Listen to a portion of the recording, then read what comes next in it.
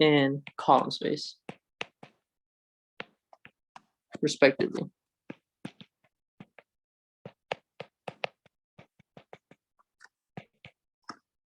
Okay. Where is it? Okay, so we have this, right? So literally all you have to do is RREF it, find the linearly independent rows and columns, and once you have this, those rows and columns are the basis of it. And I did talk about a second method here, where you can take the transpose, and these theorems like gave us a way to be able to like simply, you don't have to like refer to the original matrix. But for right now, let's just continue, and we'll come back to this and more examples on it once we start doing the review, and guess in your homework as well.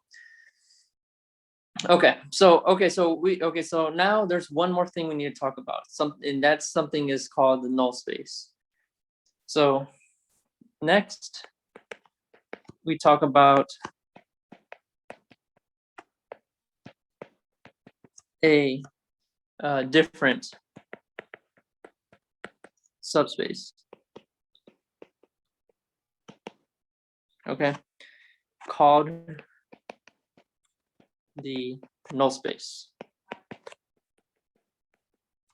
Okay, and what is this? Well, in layman terms, all it literally says is that it's the set of all vectors x such that a matrix AX, I'm gonna say of A, is equal to 0. So you can think of it this way. It's every vector that A maps X. It's every vector that A maps those vectors to 0. So here, I'll illustrate first with a picture. So let's say here is let's say Rn, and over here is Rm. Okay. Let's say all these vectors right here, all these points are vectors, right?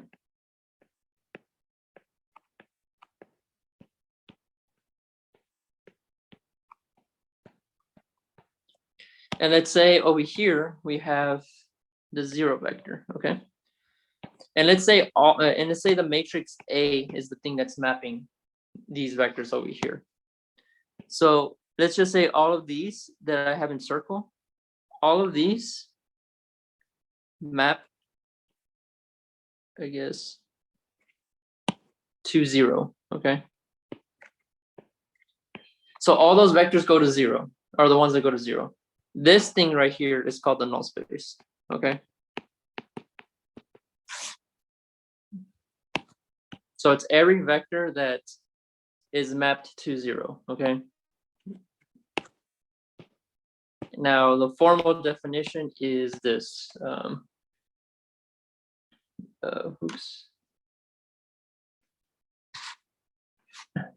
Definition: if A is a m by n matrix with real entries, then the set we call n of A, which is going to be the set of all x in Rn, such that AX is equal to 0, is called the null space. Okay. So literally, it's just this like picture right here, right? So every single vector that A maps to 0 is the null space. Okay. There's nothing like too much more about that. So since this is a subspace, it has a vector space structure, right? Which means it has a dimension. So we call the dimension of n of A is called the nullity of A. Okay, so remember, what is dimension again? Dimension is the number of basis elements of that space. Okay, perfect. So now we have these two things, right? Another thing defined. Now the next question is, how do we find the null space? Well, the answer to this is use RREF and write down or the solution in vector form. Okay, literally, so all you do is take RREF of the matrix, write it in vector form, and once you do this, those vectors that are in my vector form are the basis elements of it. So let's do an example. So example, I guess 4.6, where is it? 5. Find the null space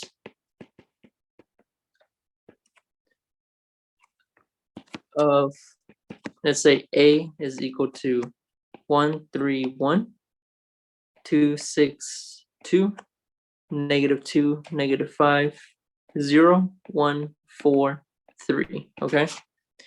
And the basis of NA and nullity of A.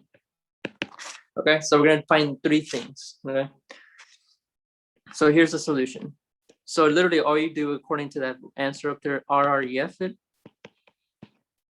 take 1, 3, 1, 2, 6, 2, negative 2, negative 5, 0, 1, 4, 3. And this is going to equal to, what is it? Oh yeah, and then, so remember, we have to, and we put an augmented form with 0, I guess you should say. And then RREF. So you get 1, 2, 0, 3, 0, 0, 0, 1.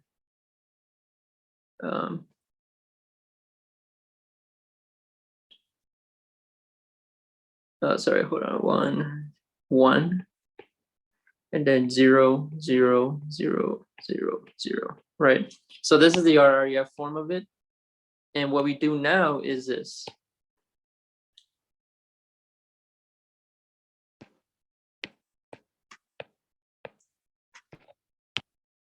This is going to be my x1, x2, x3, and x4, right? So the solution for the first one is x1 plus x plus 2x2 plus 3x4 is equal to 0. The second one is going to give you x3 plus x4 is equal to 0. And then the third one is just 0, 0. Okay, so from here you see that x1 is going to equal negative x2 or negative 2x2 minus 3x4. And then the second one is going to be x3 is equal to negative x4. Right? So we have x2 is free, x4 is free, right? Because they can,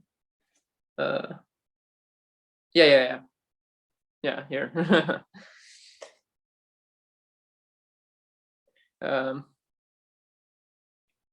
So, okay, so once I do this example, I guess I should just move on to the next one. That's that way. But yeah, so so again, so just RREF it. Once you RREF, you write down the solution. So how I'm doing it right now, and then you want to write it in vector form. So you'll see right now how I'm going to do that. Okay. Is everybody good with this page? Okay, perfect. Okay, so from here, in order to write this in vector form, you just do x1, x2, x3, x4. Well, what is x1 equal to? Well, x1 is equal to negative 2x2 minus 3x4. x2 is free, so it doesn't matter what it is. x3 is negative x4, and x4 is free. So this is going to equal what? Well, if you split this up, you're going to get x2, negative 2, 1, 0, 0, plus x4 minus 3, 0, negative 1, 1. Okay. Do you guys see how I got this part right here?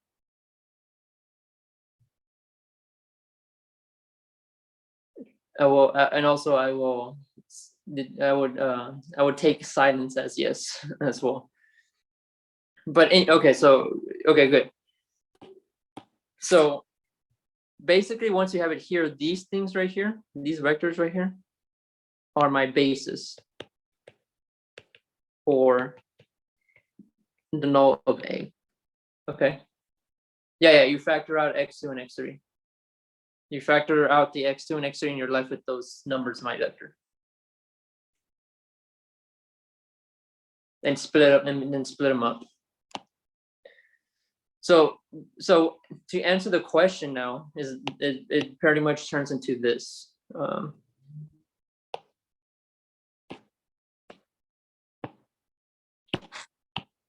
So the null of A is going to equal the span of those basis elements. Negative 2, 1, 0, 0. Negative 3, 0, negative 1, 1. Okay. So let me ask you now this. What is the nullity of A is in what? So if someone can answer me this, that'd be great. What is the nullity of A then? Remember, the nullity is the dimension of the null space. So what is the dimension of the null space? Yeah, exactly. So is 2, right? So there's 2 basis elements, so you have 2. So now let's talk about it a little bit. What does this mean? What it means that every vector x that gets mapped to 0 by A can be written as a linear combination of these 2 basis elements, basically, right? So if I ever want to give a vector that, you know, that gives me ax equals 0. Yeah. So nullity is the number of bases. Na is null. So Na is null space of A. So remember, yeah. So nullity is null. Remember, nullity. So here, let me just put this right here. Nullity is the dimension of Na. And remember, what is the dimension again? How do we define dimension?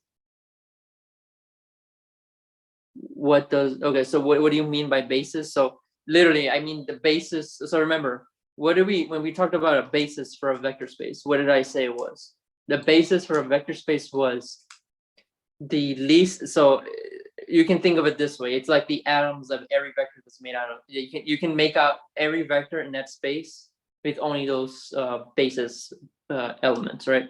As a linear combination. So for example, in R2, the vector 0, 1 and 1, 0, this thing is a basis for R2 because every vector in R2 can be written as a linear combination of 0, 1 and 1, 0. So that's the same thing for null space of A.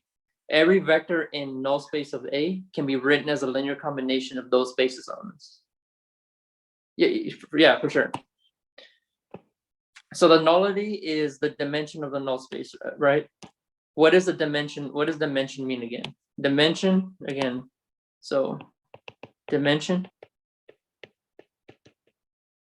of a vector space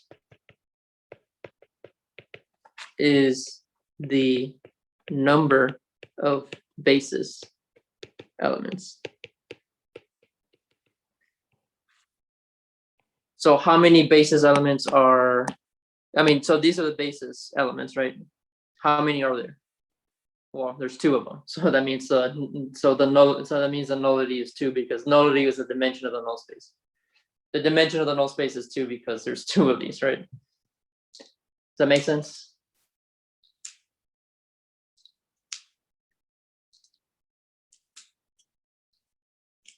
Okay, perfect. Okay, so again, every vector, if I want to have a vector that maps to 0, so I guess you can say what this means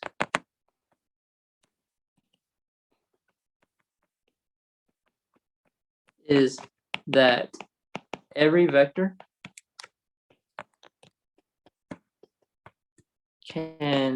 X can be written as every vector X in the null space, I should say,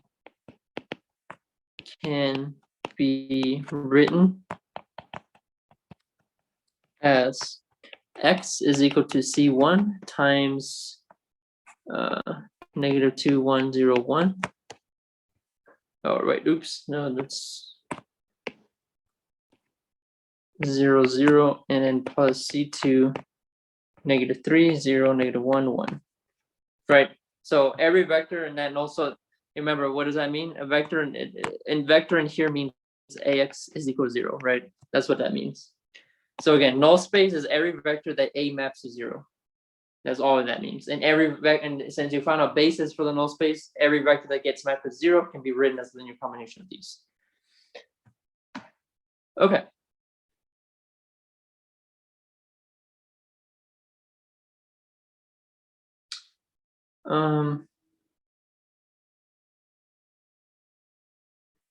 Did I define what? Yeah, I did define what rank is.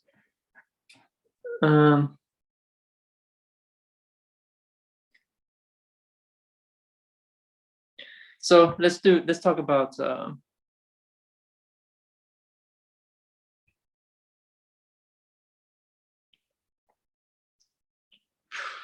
something called the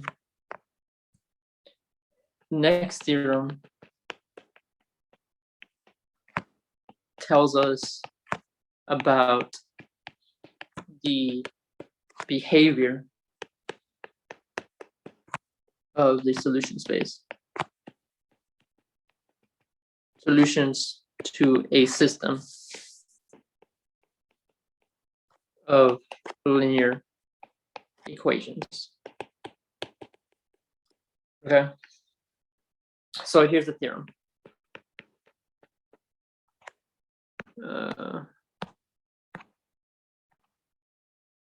4.62.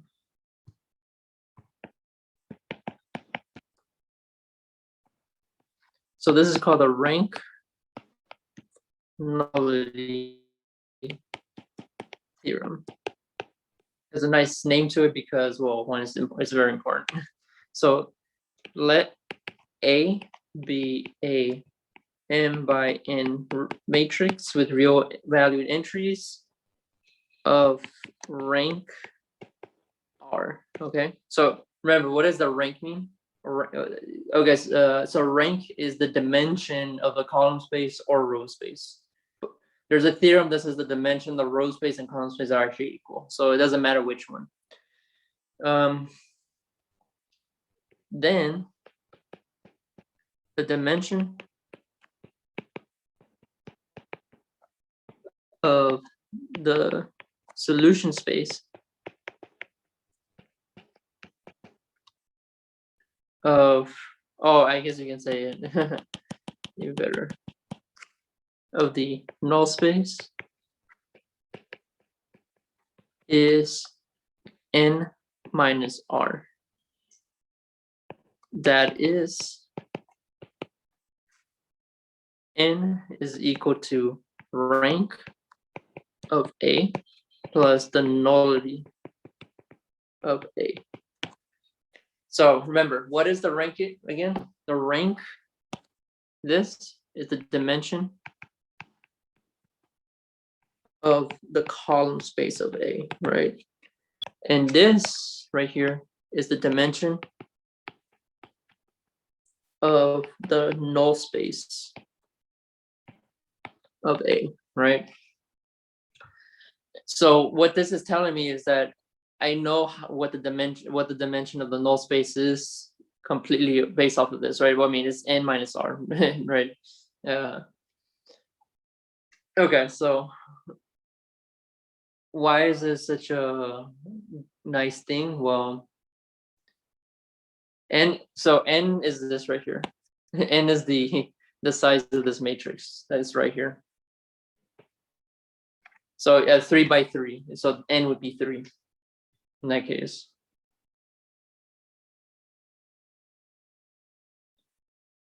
Okay.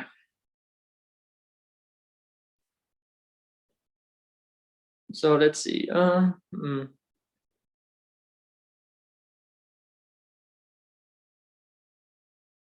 So I guess so what this tells us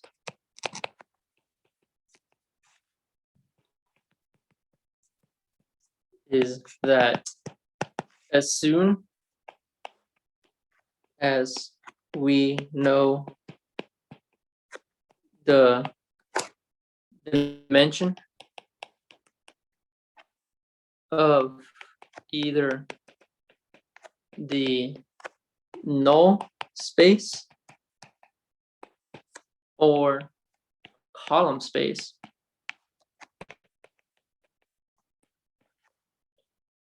the other is completely determined, right? So no matter what, so basically I just needed to find one. If I know what the rank is, then I know what the nullity is. If I know what the nullity is, I know what the rank is via this theorem, right? That means I don't have to do two different computations in order to find a dimension of the other. I know it immediately from the first one. So for example, if we go back to this guy, right?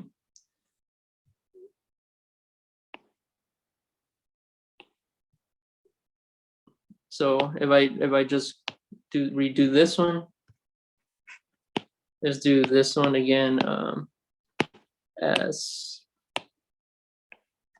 example sequence. So now we want to find the rank,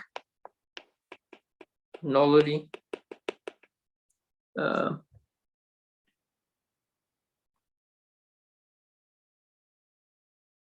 and yeah, I guess the rank and nullity.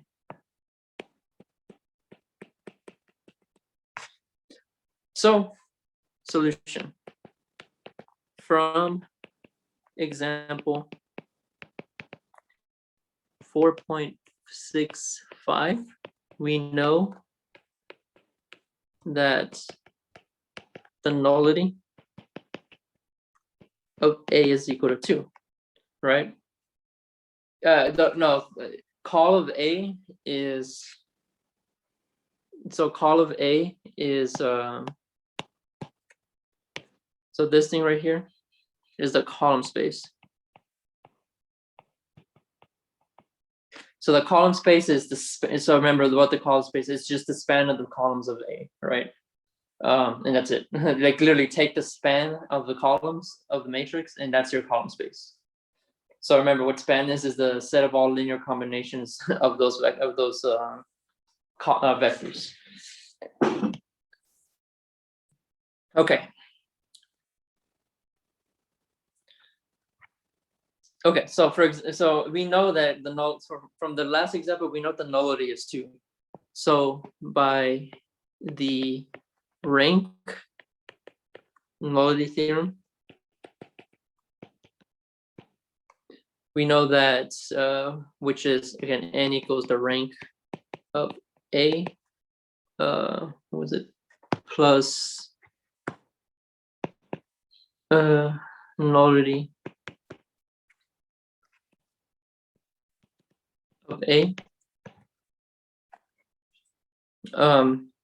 So what is n in this case, by the way, guys? So what is n for us?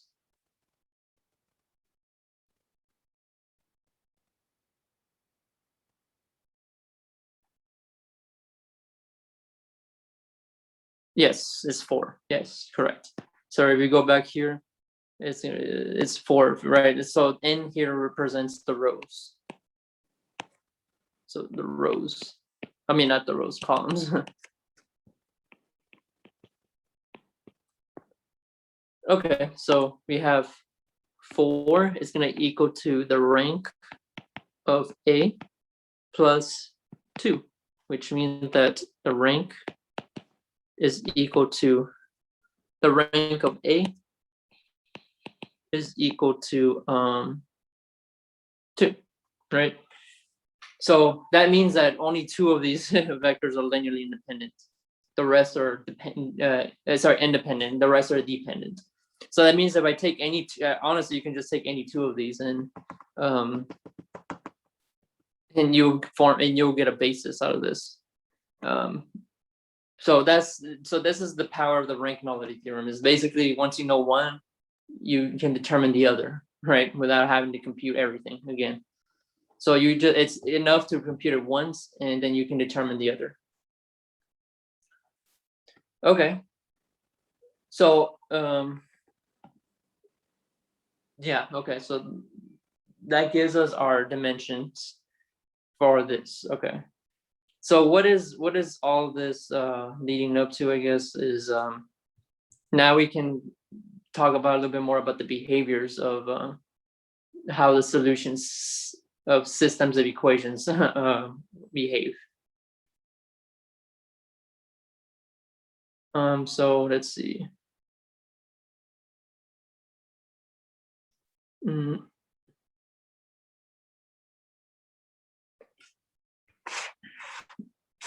So for a system of linear equations, we can now write the following results. Okay, so what are these results? Well, there's 3 of them in total. And honestly, one of them you guys already proved in one of my challenge questions if you did it, or actually in my examples, like one of the example proofs I did. We already did it basically.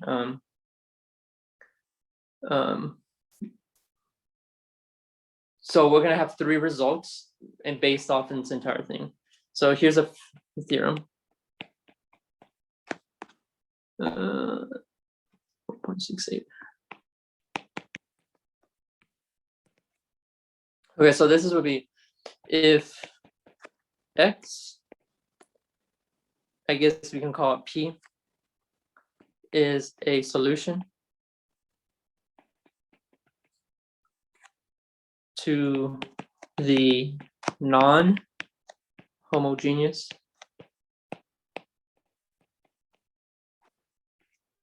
system AX equals B. And by the way, non-homogeneous just means that AX does not equal 0. If it's anything but 0, it's non-homogeneous. If it equals 0, it's homogeneous.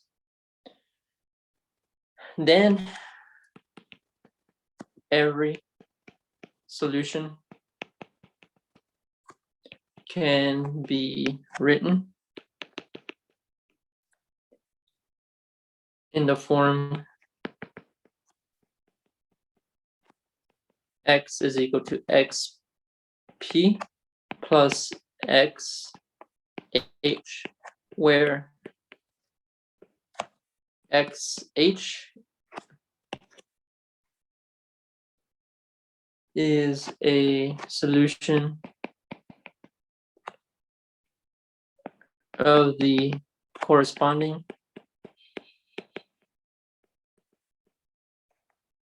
homogeneous equation.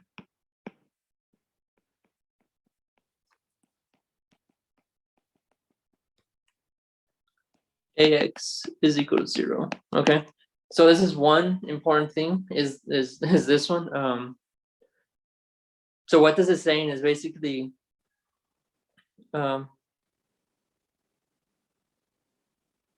let's see. As soon as you know one solution to AX equals B, and you know what a solution is to AX equals 0, then every single solution can be written as a linear combination of these things right here. Well, I mean, you can see that it's literally just the sum of those two. As soon as you know those two, every single every single solution of AX equals 0 can be written as XP plus XH. We'll do an example in the review on this, but this is just a result that is important to, I guess, us. So here's the next theorem, 4.69.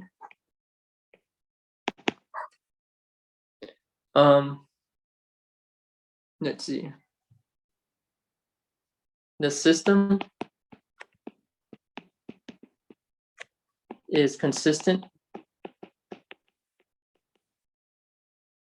if and only if B, I guess I should say the system, but you can ask like what system.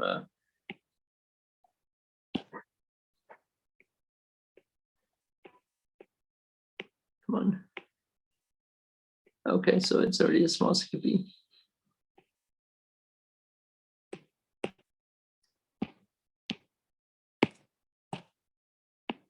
AX equals B is consistent if and only B is in the column space of A. It makes sense, right? Because the column space is the image, so it's every vector that A maps to. So if A maps to B, then of course it's consistent, right? But that one is pertinent to this very last one. So remember that list of equivalent statements I wrote down for determinants on that for invertibility? Well, now we have a new one in terms of the stuff we've learned around, okay? So let A be a n by n matrix with real entries. The following are equivalent. Meaning as soon as one of these is true, the rest are true. A is invertible to AX equals B has unique solution. 3, AX equals 0 has a trivial solution.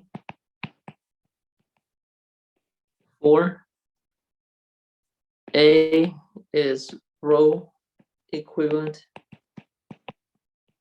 to the identity. And then the determinant is non-zero. The rank of A is n. 7.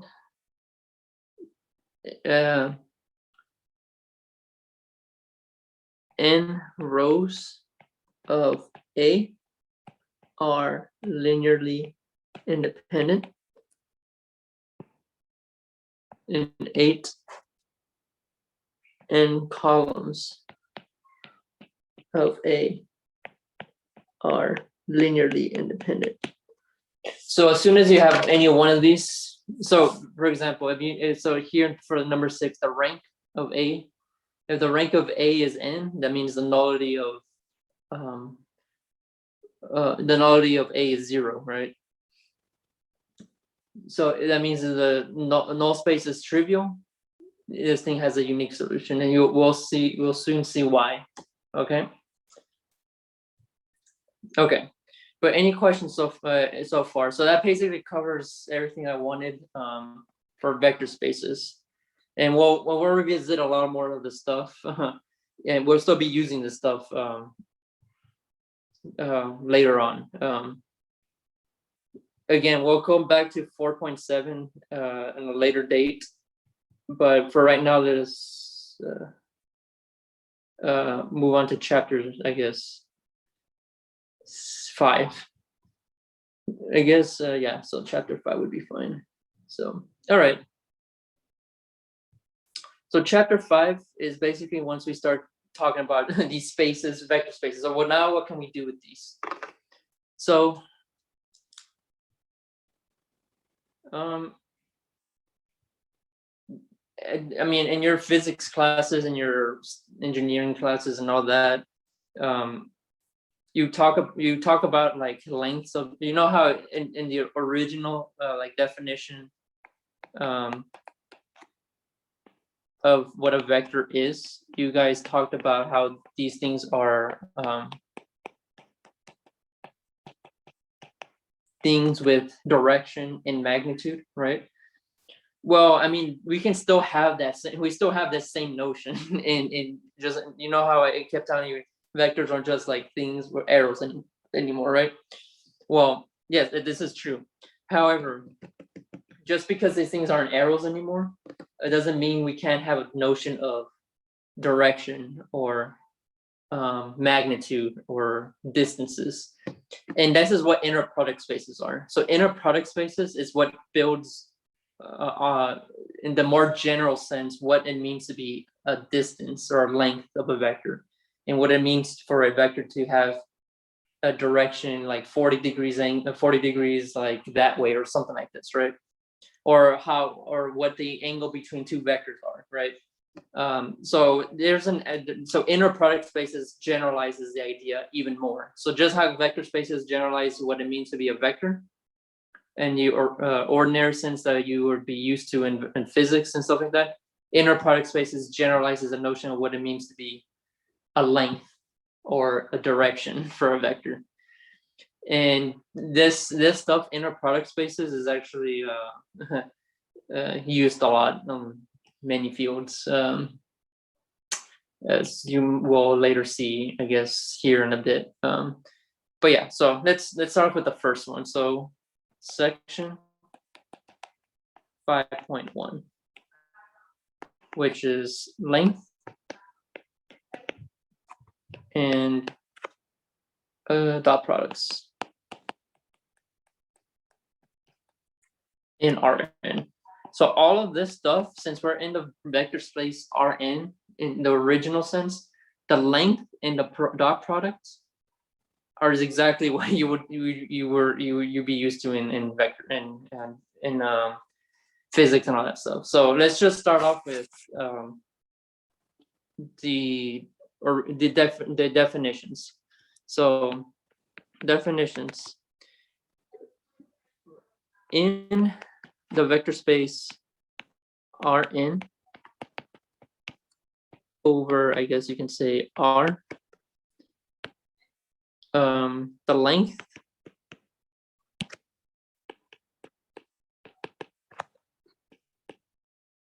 or we can call this the norm, which is what is used a little bit. It's more of a modern word to use of a vector. V in Rn is denoted by like this absolute value with double brackets, and the norm of in this vector space is just the square root of each component squared.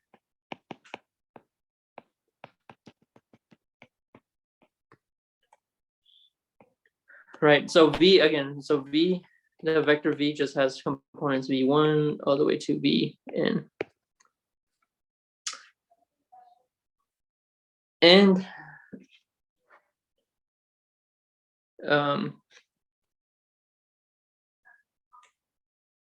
let's see, this is also called I guess the magnitude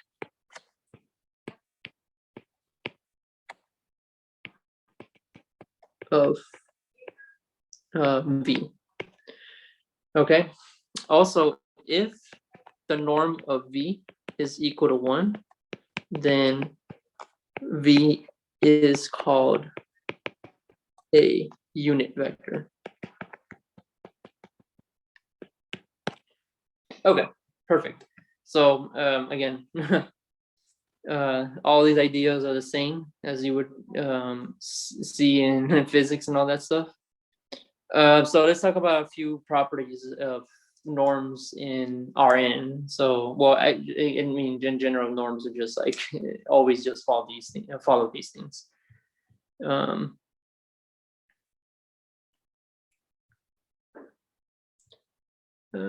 So let's see.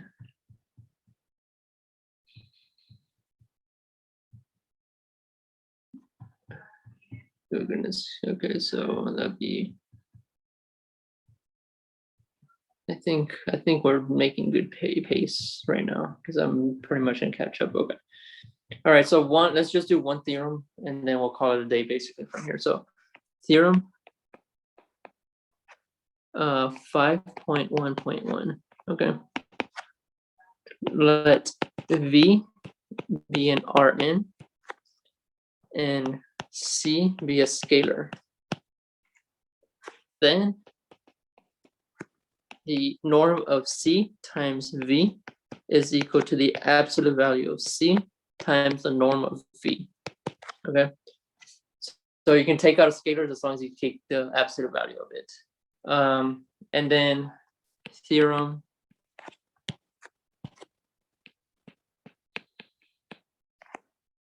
5.12. Let V be an Rn. Then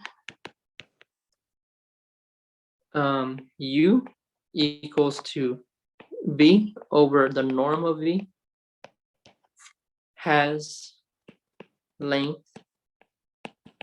1 and has the same direction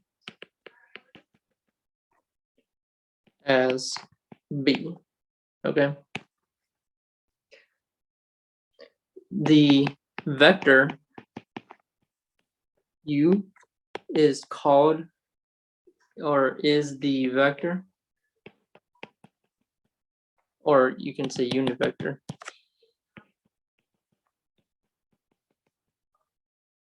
in the direction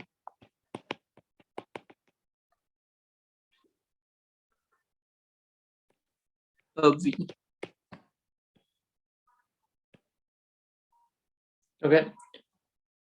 Okay, so these are two theorems. I mean, you can say, so you can, this is what you call, this second theorem right here is what you call, you normalize the vector, meaning that you make the vector have unit 1 and with the same direction as the original. That's basically what it is, right?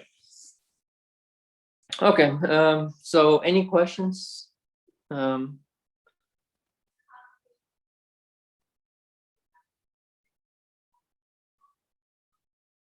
Oh, yeah, sorry. It might be my, oh yeah, that's right. I should just give it to you guys. So export all. Here, let me do this so you guys can have it. That's actually a good idea. It's just to take too many screenshots, and then you can just like later on look at it, which is a pretty good idea. So let me just give you the file. Linear algebra. Okay. Any other any questions, comments, or concerns?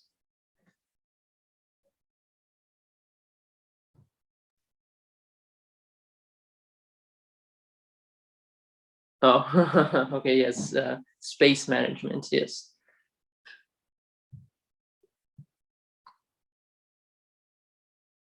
Okay. Well, like I said, then I'll see you guys maybe next time. So next time for sure. I'm basically done here for the week. Monday will be normal, like in person in online as well. So it's not like, I think some people get confused with saying, oh, it's gonna be all in person. That's not what I mean. It's like the hybrid model is back, like like people who want to go to the class can go to the class, and people who want to stay on Zoom can stay on Zoom. Okay, no more questions? Yeah, so I say the exam would be pushed back to the 14th or 16th of April.